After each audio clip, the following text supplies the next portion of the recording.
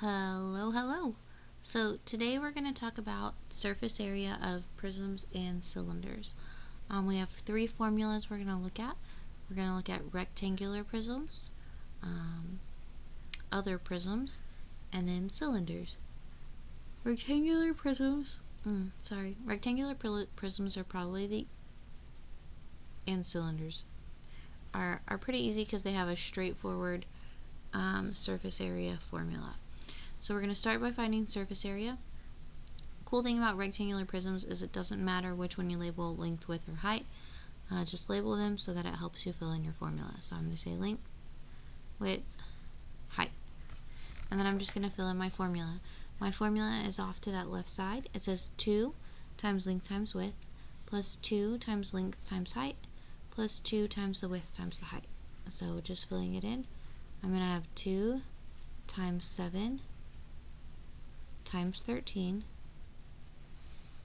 plus 2 times 7 times 9 plus 2 times 13 times 9. Okay, and I can type that all into my calculator at one time. And when I type that all into my calculator, I should get 542.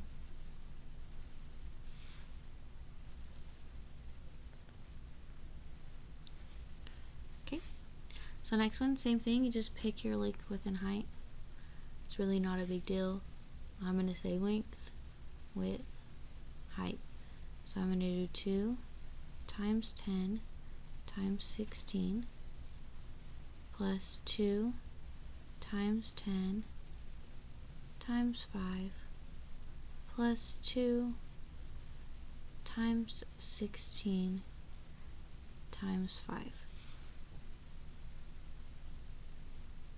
So my surface area for number 2 should be 580. You try number 3 and then come back to check your answer.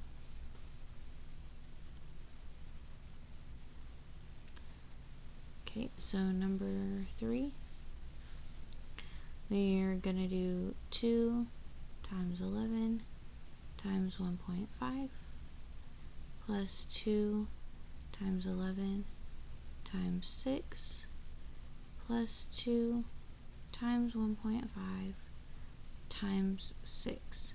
And when I do that, I should get an answer of 183.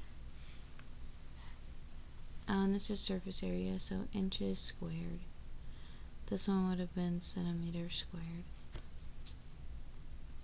Okay, so let's talk about all other prisms, and we're going to focus on the stuff that's on the left hand side for just a second here. So all other prisms, it says first find the lateral area and then add the area of the bases. Okay, so really we're just paying attention to this formula still. But we do have to make sure that we're doing what it says. So this says height. This is the height between the bases. So this is the number that is connecting one base to the other. P is the perimeter of the base, and B is the area of the base. So we do need, oh my goodness, I'm sorry. We do need to make sure that we're actually paying attention to the height that's connecting our bases versus the height of the base itself. Okay, so the first thing I'm going to do is I'm going to pay attention to what my base is. So on this one, my base is this triangle. Okay, and then this triangle is the other base. They're the same. Okay, this is what is connecting my two bases. Okay, so when I'm looking at my formula first says that I need my height for my prism. So my height that's connecting my two bases is 16. The next thing I need is the perimeter of my base, which means I'm going to add up the sides of this triangle. Okay, this one's labeled as 9 and this one's labeled as 12. So I'm going to do 9 plus 12 plus 15. Okay, so I'm adding those together. When I add those together, I get 36.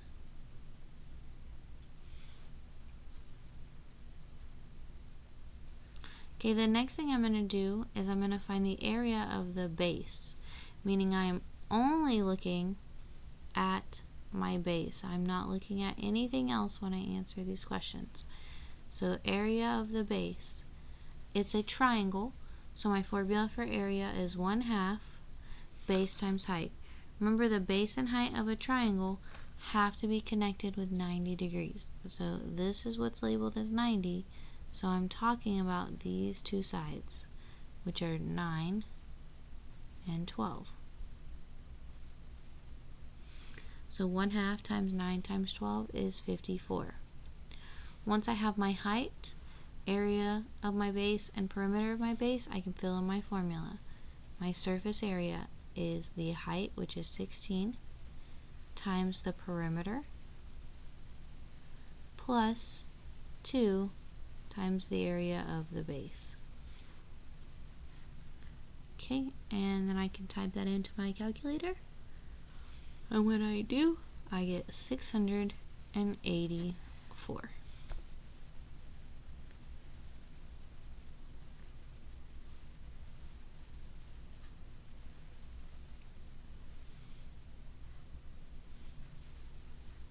Okay.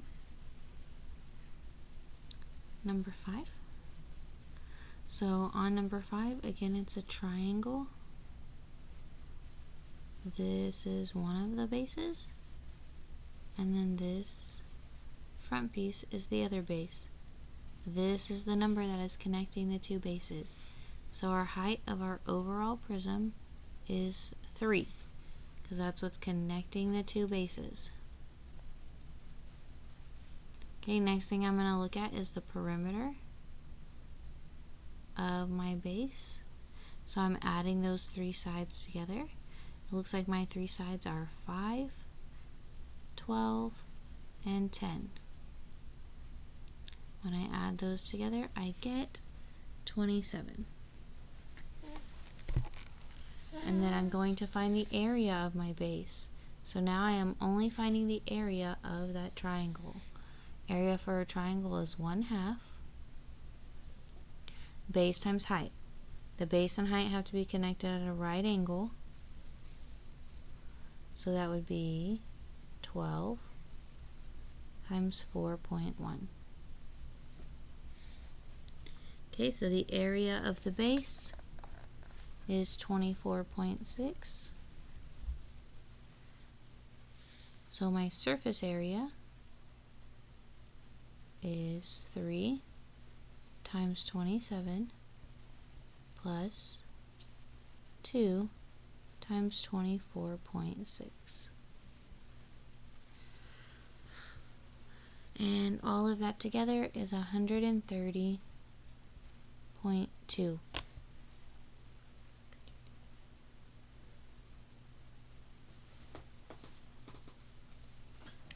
Alright, it looks like our next one is a trapezoidal prism. So our bases are these trapezoids. Give me a second. Okay.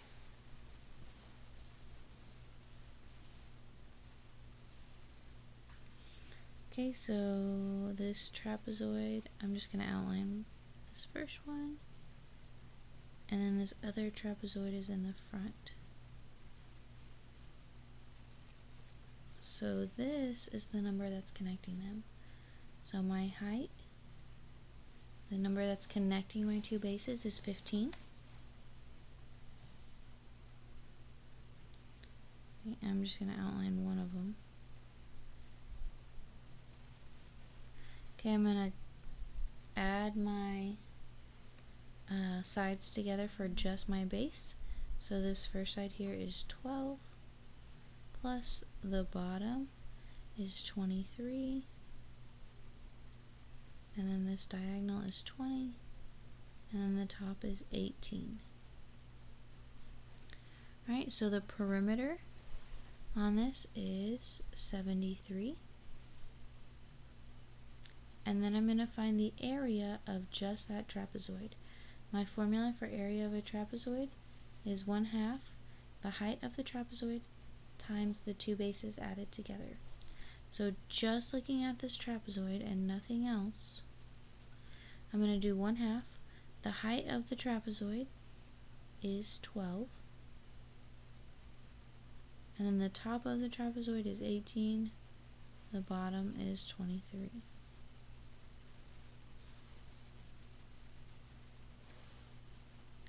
Okay, so if I find the area of that base, it's 246. So then my overall surface area is going to be 15 times 73 plus 2 times 246. So that's an overall area of 1,587.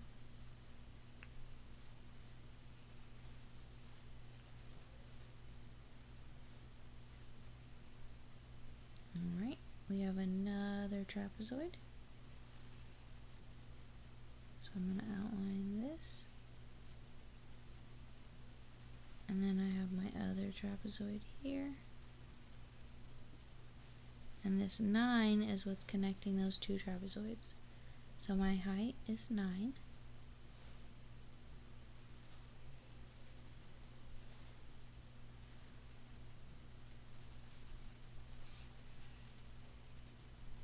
Okay, I need to find my perimeter. The bottom of my trapezoid is 10. And then this right side is 13. The top is 18. And then this left side right here is marked as the same. So that means it is also 13. So the perimeter of my trapezoid is 54. And then I'm going to find the area of my trapezoid. Area of a trapezoid is 1/2 the height of our trapezoid. So we're looking at this. The height of our trapezoid times the two bases added together.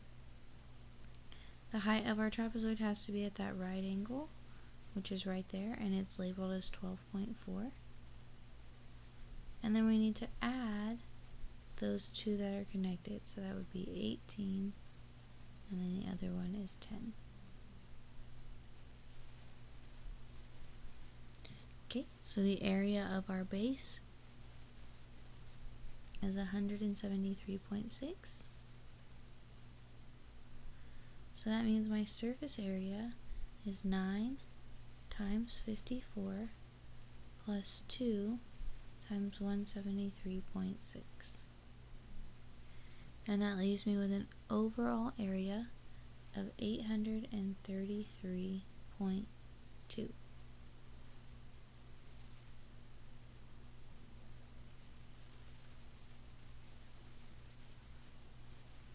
Okay, this is a triangular prism. I have my two triangles, and they're connected by this 21. So that means my height is 21.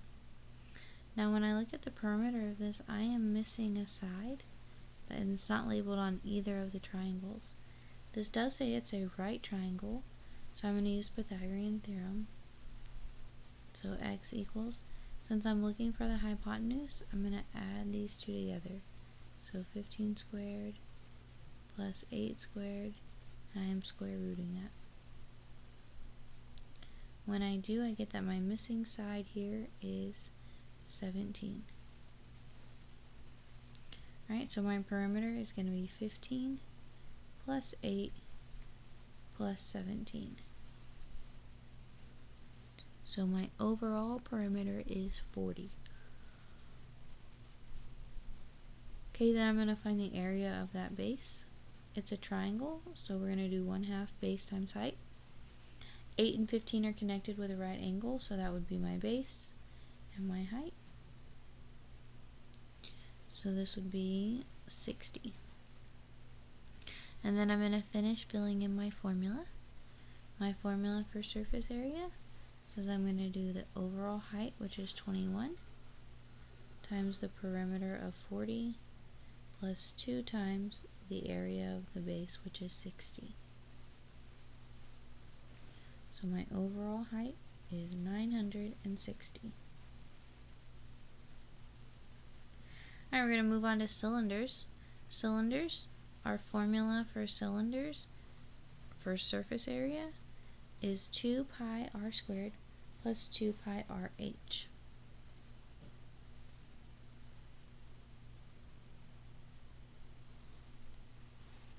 Okay, so we have our radius and our height, so we're good to go. Our surface area is going to be 2 pi times 11 squared plus 2 pi times 11 times 26. And we can type that all in our calculator at one time. When we put that in our calculator, we get 2,557.26.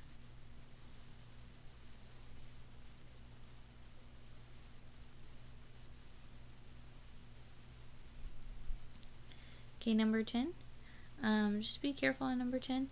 Our radius always comes from our circle, and it has to be from the center to the edge. So right now we have this whole thing marked as 15, which is our diameter. So that means our radius is 7.5. I found that because I did 15 divided by 2. Okay, and then I'm going to fill in my formula. 2 pi times 7.5 squared plus 2 pi times 7.5, and then my height has to connect my two bases. So what's connecting my two circles? The number 9. Okay, so even this one's turned on its side, just pay attention to that. Our height always connects our two bases. Okay, so then on number 10, when we put this into our calculator, we get 777.54.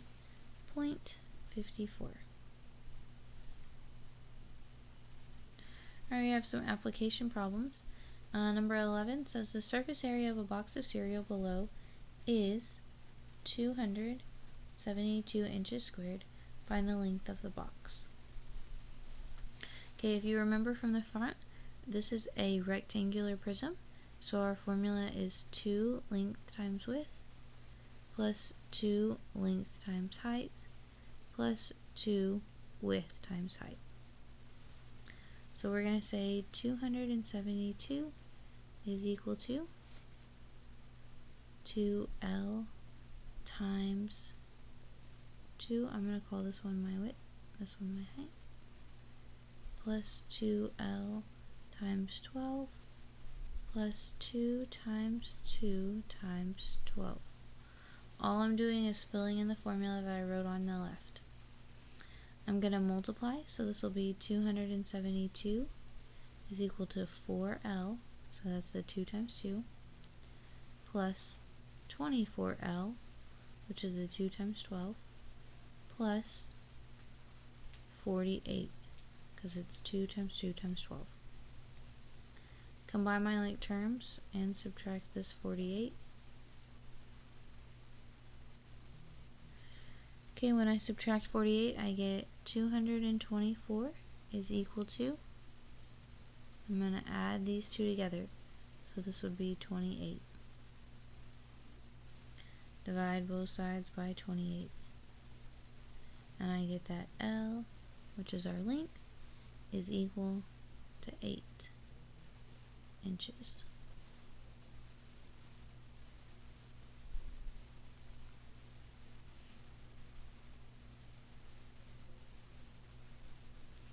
Okay, the surface area of a soup can below is 51.84.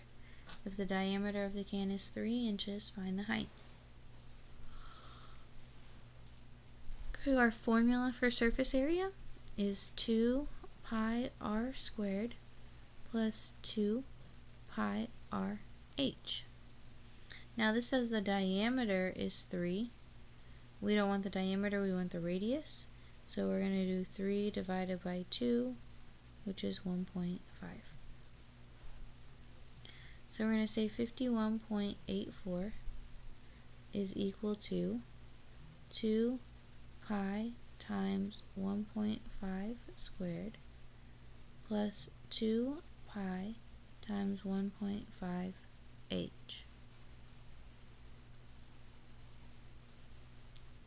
Okay, I'm going to put this first piece, 2 pi times 1.5 squared, in my calculator. And when I do, I get 14.14 plus. I'm also going to put this piece, 2 pi times 1.5, in my calculator. When I do, I get 9.42 h. And then I'm just going to work backwards. I'm first going to subtract this 14.14.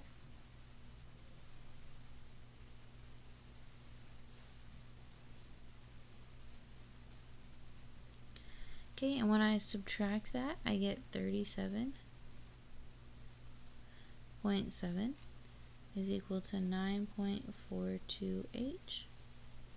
And then I'm going to divide by 9.42.